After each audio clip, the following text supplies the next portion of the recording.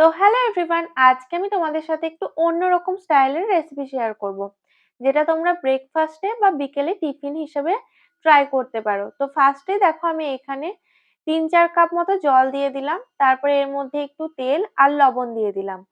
তারপরে আমি এর মধ্যে অ্যাড করে দিলাম 2 প্যাকেট মতো সেমাই। তো তোমরা যতটা কোয়ান্টিটিতে চাও ততটা এখানে দিয়ে দিতে পারো। তো এটাকে জাস্ট আমি 2 মিনিট মতো বয়েল করে নিয়েছিলাম, খুব বেশি বয়েল করার দরকার নেই। তারপরে দেখো প্যানের মধ্যে একটু তেল দিয়ে ফার্স্টে আমি একটা ডিম ভেজে নেব, ডিমের একটু ঝুড়ো টাইপের বানিয়ে নেব।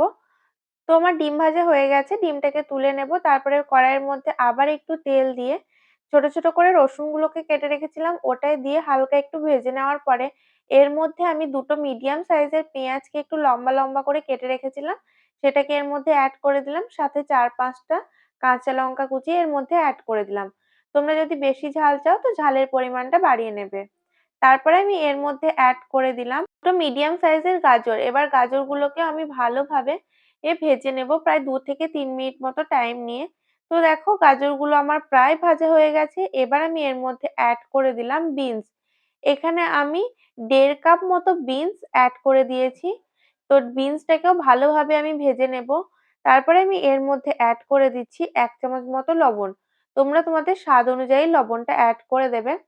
তো বিনস গুলো দেখো আমার ভালোভাবেই ভাজা হয়ে গেছে, আর লবণটা দেওয়ার ফলে এটাকে খুব সুন্দরভাবে কুক হয়ে যাবে। এরপর আমি এই বাঁধাকপিগুলো একটু বড় বড় করে কেটে রেখেছিলাম, সেটাকে আমি এর মধ্যে দিয়ে দিলাম। তোমরা এরকম বড় বড় লম্বা লম্বা করেই কেটে নেবে বাঁধাকপিগুলো। দেন বাঁধাকপিটাকেও ভালোভাবে সবকিছুর সাথে একসাথে ভেজে নেব। তো তোমরা বাড়িতে অবশ্যই একবার এই রেসিপিটা ট্রাই করো, আশা করছি তোমাদের ভালো লাগবে। তোমরা নিরামিষ ভাবেও এটাকে বানিয়ে নিতে পারো।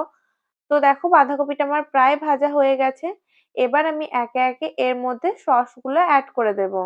তো ফার্স্টে আমি এর মধ্যে 3 চামচ টমেটো কেচাপ অ্যাড করে দিলাম।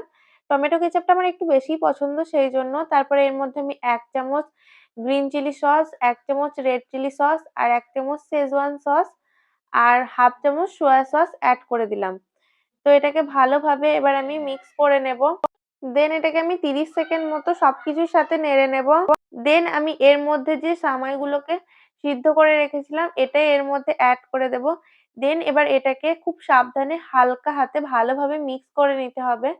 খুব বেশি চাপ দিয়ে মিক্স করবে না, তাহলে এটা একে অপরের গায়ে লেগে যাবে। তো এটা আমার ভালোভাবে মিক্স করা হয়ে গেছে। এরপর আমি এর মধ্যে কিছুটা চাউমিন মসলা অ্যাড করে দিলাম আর সামান্য একটু ধনেপাতা আর ডিমটাকে অ্যাড করে দিলাম। তোমরা চাইলে ধনেপাতাটা স্কিপও করতে পারো, বাট আমার খুব সুন্দর লাগে ফ্লেভার। তো এটা আমার একদম রেডি। তো রেসিপিটা যদি তোমাদের ভালো লেগে থাকে তাহলে অবশ্যই লাইক, কমেন্ট, শেয়ার করতে একদমই ভুলো না। আর তোমরা বাড়িতে এটাকে ট্রাই করলে অবশ্যই আমাকে কমেন্টে জানিও যে তোমাদের কেমন লাগলো। আবার দেখা হচ্ছে নেক্সট ভিডিওতে। বাই।